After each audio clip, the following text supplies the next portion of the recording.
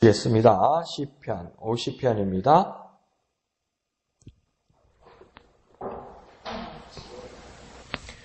시편 50편 16절에서 23절까지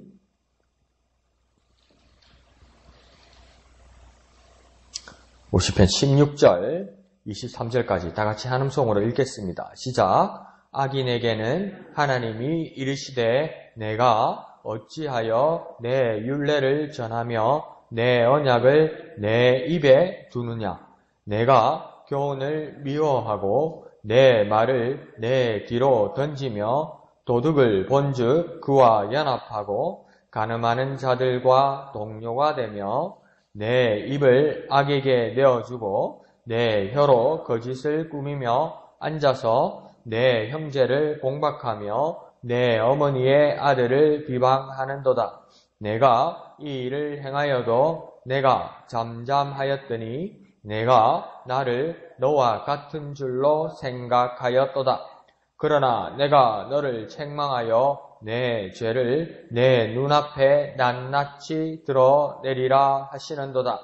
하나님을 잊어버린 너희여, 이제 이를 생각하라. 그렇지 아니하면 내가 너희를 찢으리니 건질 자가 없으리라. 감사로 제사를 드리는 자가 나를 영화롭게 하나니 그의 행위를 옳게 하는 자에게 내가 하나님의 구원을 보이리라. 아멘. 오늘 16절부터 보면 하나님이 악인에게 그 하실 말씀이 있는 것 같습니다. 그리고 그 하나님이 악인에게 하실 말씀은 너희들이 왜 악인인지를 하나님께서 말씀하려고 그 하시는 것입니다. 그런데 하나님이 판단하시는 그 모습이 이 사람들이 왜 악인인지 잘 모를 정도의 지경, 그 경지까지 와 있다는 겁니다. 그러니까 심지어 하나님의 백성, 하나님의 자녀들도 이 사람이 하나님의 사람인지 악인인지 아닌지를 모를 정도로 하나님만 판단하실 정도라는 겁니다.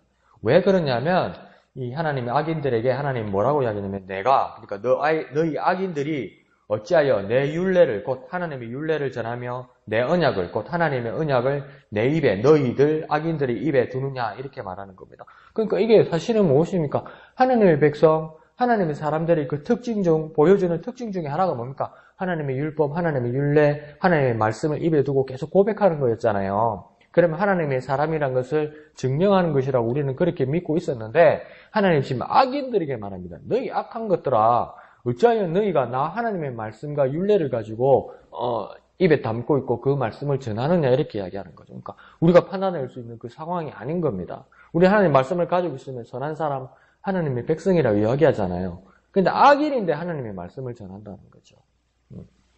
그러면서 하나님께서 이렇게 말합니다. 내가 어찌하여, 이 말은 뭡니까? 감히 아무나 하나님의 말씀을 들먹일 수 없다고 말하는 겁니다. 아무나. 근데 아무나처럼 이렇게 말하고 있다는 겁니다. 그런데 다시 우리의 모습을 보면 우리가 하나님의 말씀을 보고 묵상하고 받들고 전하는 그 우리가 얼마나 귀한 일인지 모릅니다. 이게 얼마나 신중하고 얼마나 막중하고 얼마나 보배로운 일인지를 우리가 깨닫고 그것을 귀하게 여기고 하나님의 말씀을 전해야 되는 겁니다. 쉽게 우리가 하나님의 말씀을 가까이 할 수 있기 때문에 그 말씀을 전하나 그 말씀의 비중이나 그 말씀의 중요성도 쉽고 예사고 가볍고 그렇게 보면 안 된다는 겁니다. 네가 어찌하여 감히 악인에게 그렇게 말을 하잖아요. 그러니까 예사로 여기서도 안 되고 아주 귀하게 여겨야 된다는 거죠. 그런데 이 악인들은 뭡니까? 그런데도 악인들은 하나님의 율례를 전하고 하나님의 언약을 자신들이 입에 두어서 마구마구 전하고 있다는 겁니다. 장난칠 때도 쓸 때도 함부로 쓸 수 있다고 이야기하는 거죠. 그런 모습에서는 저도 이제 반성하고 고쳐야 될 부분들이 좀 제법 있는 것 같기도 합니다.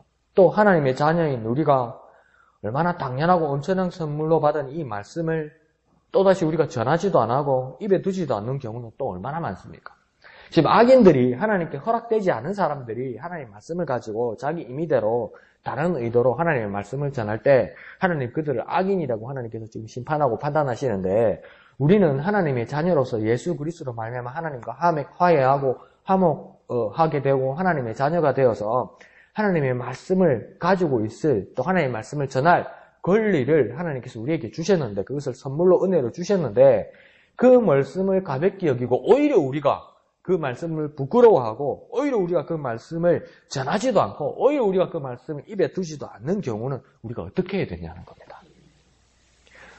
주지도 않았는데 지 것처럼 쓰는 것도 악인이라고 이야기하는데, 우리 입장을 되돌아보면 하나님께서 주시려고 그러고 하나님께서 그것을 네 것이라고, 너희 것이라고, 하나님 말씀, 이 말씀을 내가 너에게 주었다고 이야기하는데 그것을 받아들이지도 않고 전하지도 않고 하루 내내 생각지도 않는 우리의 모습이라고 우리는 어떻게 해야 됩니까? 이게 정말 깊이 고민되는 모습입니다.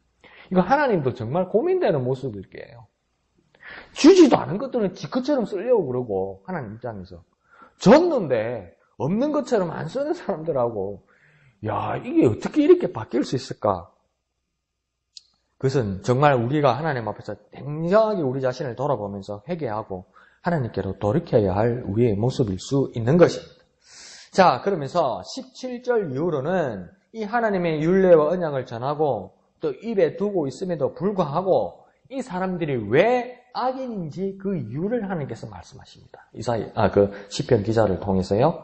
17절에 뭐라냐면, 실제로는 이 사람들이 하나님의 말씀을 전하고 하나님의 말씀을 입에 두고 있지만 실제로는 그 교훈을 미워하고 있다.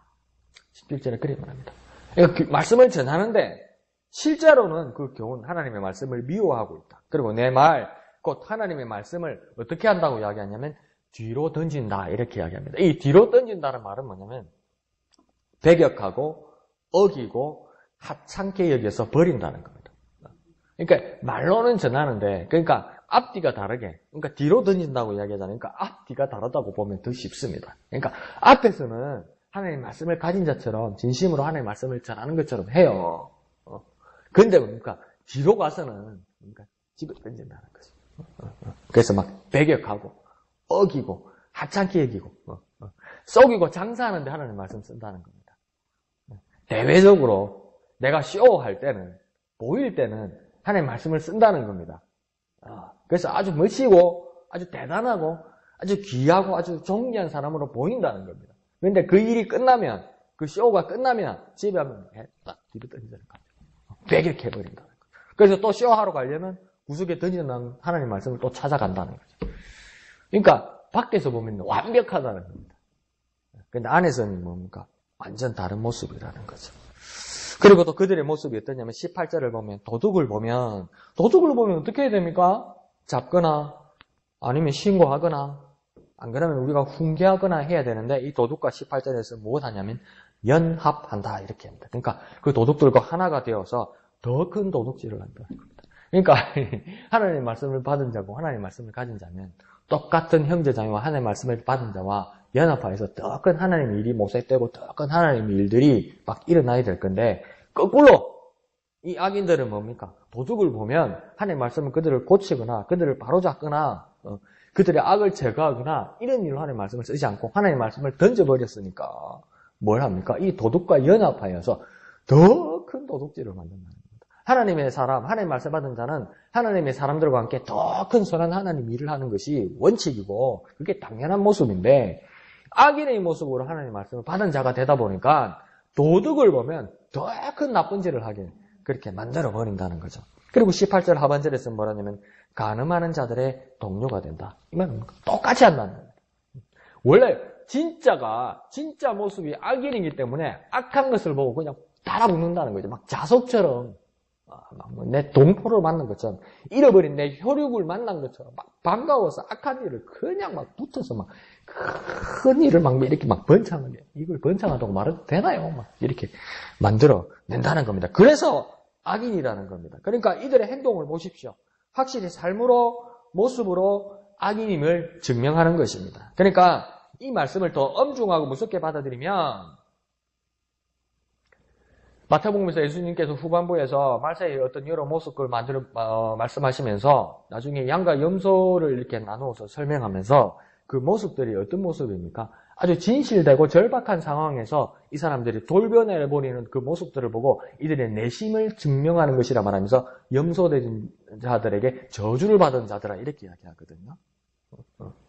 그게 애시당초 그런 것이 아니라 뭡니까? 겉으로는 판단이 서지 않는데 아주 절박하고 아주 중요하고 아주 기묘한 일에서 이렇게 돌변해버리는 사람들, 이런 사람들을 염소라고 이야기하거든요. 그러면 우리 모습으로 한번 무섭게 엄중하게 받아들이면 우리가 예배와 기도와 찬양의 자리에서 실컷 말씀과 선포와 아멘을 해 두었는데 분명히 그렇게 했는데 나가서는 전혀 다른 일을 하면 그건 악행이고 그건 사람은 악인이 된다는 겁니다. 증명하는 걸로 보인다는 거예요. 우리 마음이 버선 속이 아니라서 이렇게 뒤집어서 보여줄 수가 없는 거잖아요. 양말이 아니라서 이렇게 뒤집어 보여줄 수가 없는 거잖아요. 안에 뭐가 들었는지. 그러면 하나님께서 아주 객관적으로 하나님뿐만 아니라 모든 사람들이 나중에는 알 수 있도록 그것을 보여주게 되는데 그것은 뭐냐면 행동으로 보여주는 것이다. 예배와 기도와 찬양의 자리에 분명히 나타난다는 거예요. 그래서 아멘하고 말씀을 선포하기도 하고 그 말씀을 붙들었다고 막 감동받기도 하고 눈물도 흘린다는 거예요. 그런데 나가서는 전혀 다른 일을 한다. 그것은 그러니까 그 행동은 악한 행동이고 그 사람을 누구로 부르냐? 악인이라고 부르는 겁니다. 그러면 여기서 뭘 해야 됩니까? 그런 사람을 판단하고 분별하라는 것도 있지만 우리의 모습으로 큐티의 모습으로 정확하게 적용하면 내가 어떻게 살아야 할지가 나온다는 겁니다. 내가 지금 여기서 하나님 앞에 예배하고 기도하고 하는 말씀에 감동받지만 나가서 무엇을 해야 될지 준비가 여기서 정확하게 되어 있어야 되고 그 모습이 밖에서 나와야 된다는 거죠. 나가자마자 완전히 까먹어버리고 완전히 잊어먹어버리면 그 내가 뭐가 되냐면 내가 악인이 되는 겁니다. 악인이 따로 있는 것이 아니고 내가 나가서 전혀 다른 말과 다른 행동을 하면 내가 악인이 되는 겁니다. 바울이 그렇게 아주 자신만만하게 이야기한 것도 있지만 자기를 경계해서 한 말일 수도 있겠습니다. 내가 복음을 부끄러워하지 않는다. 이 말은 뭡니까? 나가서 내가 부끄러워하면 안 된다는 겁니다. 부끄러워하면 난 악인이 된다는 겁니다. 복음을 자랑스럽게 여기기 위한 어떤 그 모습이 안과 밖이 전혀 다르지 않아야 된다는 거죠. 그거 쉬운 일이 아닌 것 같아요. 그죠? 살다 보면 잘 잊어버리잖아요, 우리가, 그죠? 내 자신만 비춰봐도 아주 뻔뻔하게 살아가잖아요, 그죠? 그것은 악행이고 악인의 모습이 될 수도 있다는 겁니다. 그 모습이 우리에게 경계가 일어나야 될 것입니다.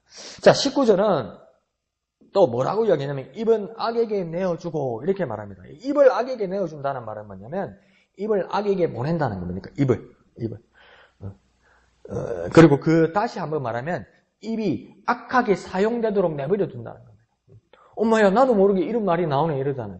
그러니까 나도 모르게 나올 때도 있어요. 있는데, 그걸 그냥 그렇게 내버려 두면 뭡니까? 그게 악행이 되고 악인이 된다고 말하는 겁니다.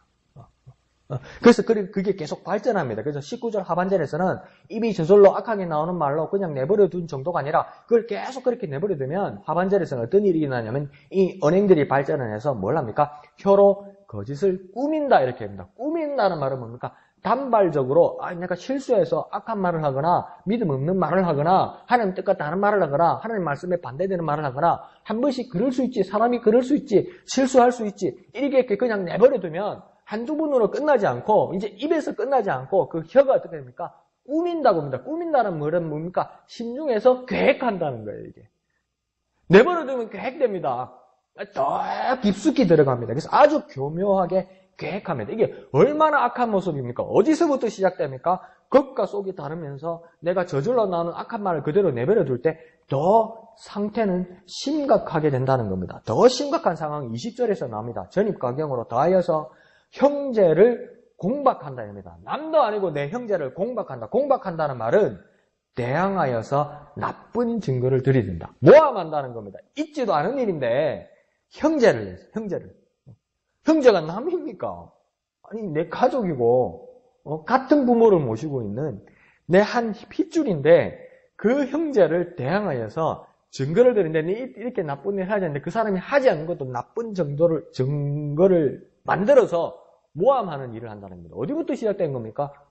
나도 모르게 나오는 악한 말에서부터요. 여기까지 지금 온 겁니다. 그리고 20절 하반절에서는요. 한 어머니에게서 나온 형제를 비방한다. 여기서 비방한다는 말은 나쁜 말을 한다는 뜻과 더불어 성경 히브리어에서는 어떤 말을 하냐면 거치는 돌을 놓는다. 거치는 돌은 뭘까요? 돌뿌리를 살짝 가다가 돌에 발이 걸릴 수 있는데 가는 사람은 아이고 여기 돌이 있었네요. 걸려서 넘어지는데 사실은 그 돌은 저절로 있었던 것이 아니라 내가 거기다 몰래 놔놨다고요. 그러니까 돌뿌리면 뭡니까? 돌을 살짝 올려놓은 게 아니고 심었다고요. 가는 길에다가. 그러니까 쉽게 말하면 뭡니까? 지집사님이 이쪽에서 이렇게 내 교회로 오는 길에 새벽에 어두운데 안 보이게 뭡니까? 도로를 살짝 나는 게 아니고 어떤 놈이 그거 오는 길에 정확하게 재놓고 맨날 며칠로 어느 길로 가는 걸 보고 그게 도로를 갖다가 호메이를 가지고 파가지고 딱 묻어가지고 딱 심어놨다고 그래. 그걸 뭡니까? 한 어머니에게서 나온 형제를 비방한다는 뜻입니다. 더 쉽게 말하면 덫을 놨다는 겁니다. 우리가 쉽게 보는 덫은 뭡니까? 쥐 잡을 때 쓰는 게 덫이죠. 그러니까 나쁜 짐승 잡을 때 쓰는 거죠. 밖에는 뭐 사냥할 때도 옛날에 썼지만. 뭐 내가 나쁜 짐승입니까? 내가 쥐입니까? 내가 남의 집 밥 먹는 뭐 고양입니까? 도둑고양입니까? 들고양입니까? 근데 그런 짓을 한다는 거예요. 누구에게요? 한 어머니에게 난 형제에게. 그러니까 이게 악인이라는 겁니다.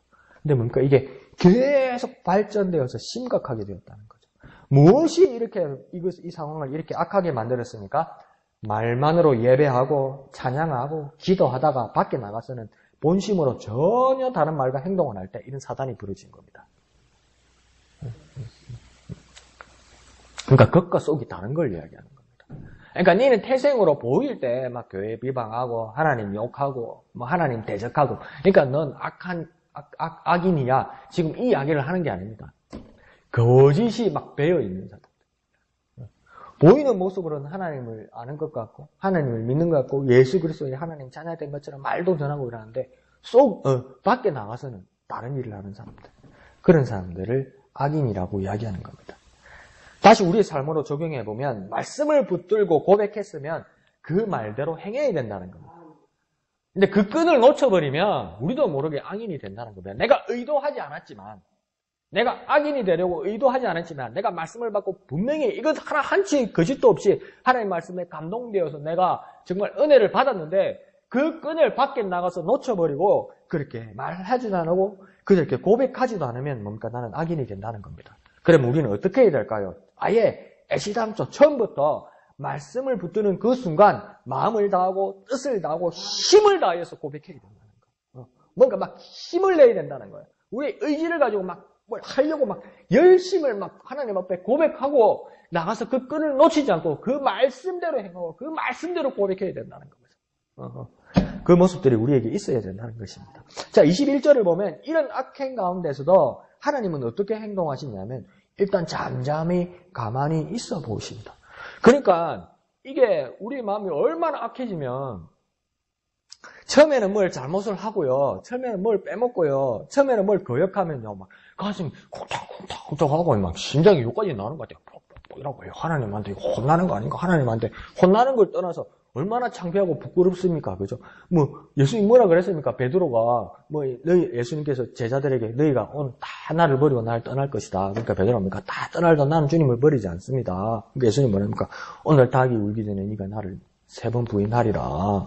그러니까 베드로가 진짜 그대로 그날 밤에 예수님 앞에서 예수님 바로 뒤에서 예수님을 부인했잖아요.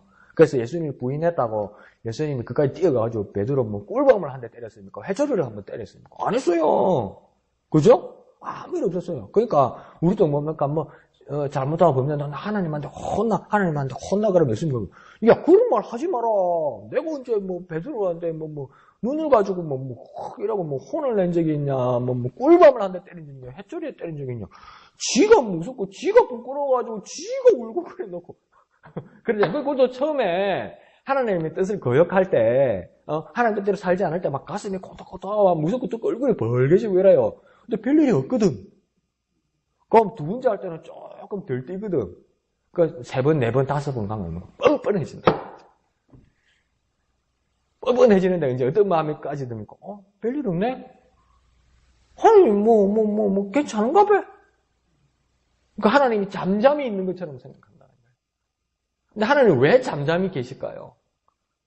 내가 범죄하고 내 범죄뿐만 아니라 악한 자들이 이제 하나님 만만히 바라보고 그렇게 범죄하면서 활보를 할 때도 하나님은 왜 잠잠히 계실까요? 잠잠히 계신다고 21절에 사람들이 그렇게 생각한다는 겁니다. 근데 그건 사실은 무엇입니까? 하나님께서 기회를 주시는 것입니다. 회개와 회복의 기회를 하나님께서 주시는 은혜의 시간인 겁니다. 베드로에게도 예수님 눈 마주치면서 그날 재판장 앞에서 야이씨 내가 뭐라 그러네. 아예 따라오지를 말지. 따라오지를 말지. 그러면 예수님 나를 부인하지도 않았을 거 아니야. 이놈아 니는 진짜 끝이야. 이랬으면 베드로가 어떤 회복이 일어나고 베드로에게 어떤 회개가 일어나고 베드로가 어떻게 주님의 위대한 사도가 되고 주의 말씀을 전하는 자가 되었겠습니까?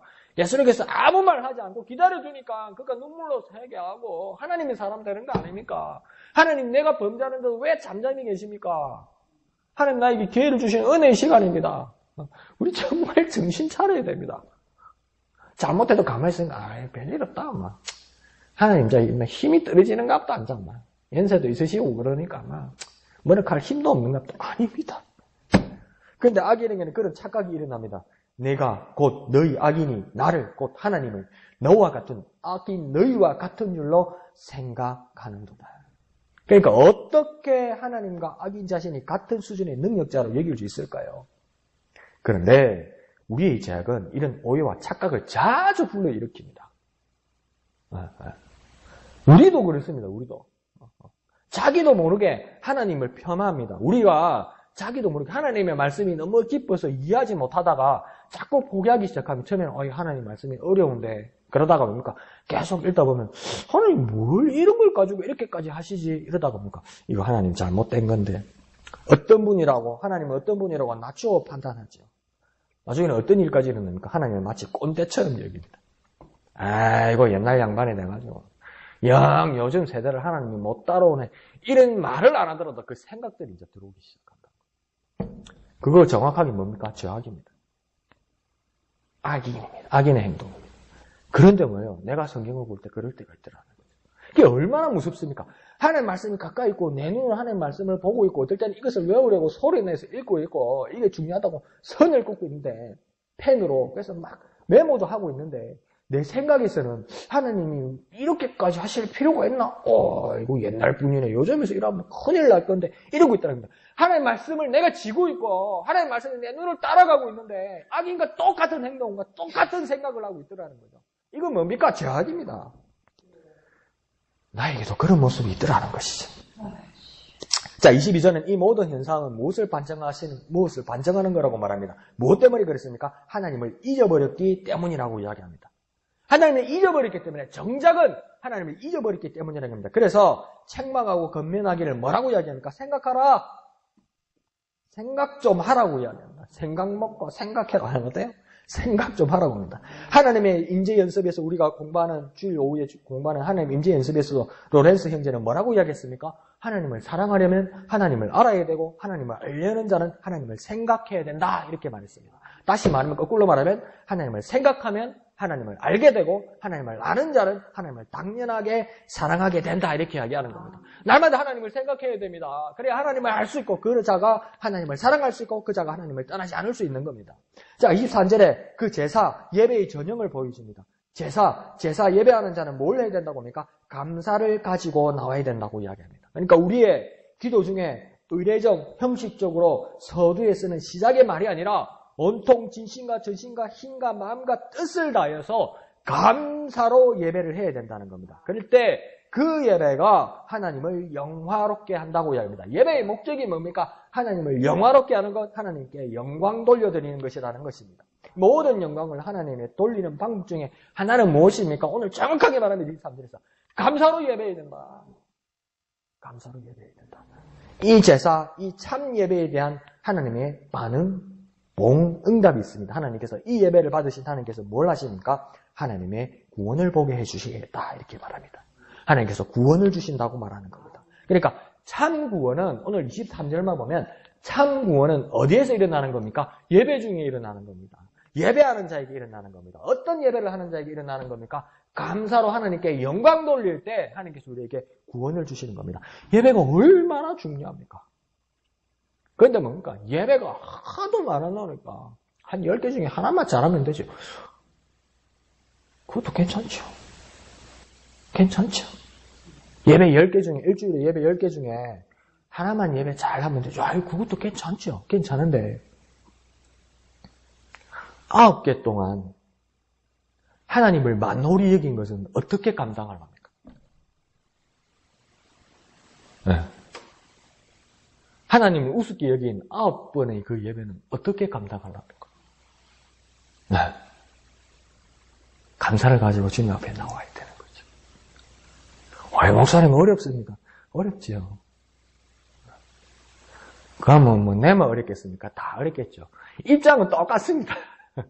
근데 하나님께서 그 자리에서 은혜 베푸시고 구원 주신다잖아요. 근데 그게 무슨 예배가 그래 노동입니까? 우리말로 무슨 그게 그래 노가다입니까? 예배가 아니죠. 예배는 잔치자리 아닙니까? 잔치도 목사님 일주일에 10번 하면 질립니다. 거기도 뭐 한두 번씩. 이야, 생각하십시오. 광야에서 만나 먹고 질린다는 이스라엘 백성 소리하고 똑같은 소리입니다. 근데 그게 뭡니까? 여러분에게 하는 말이 아니라 저에게 하는 말이더라고요. 그러니까 우리가 하나님 앞에 어떻게 나가야 됩니까?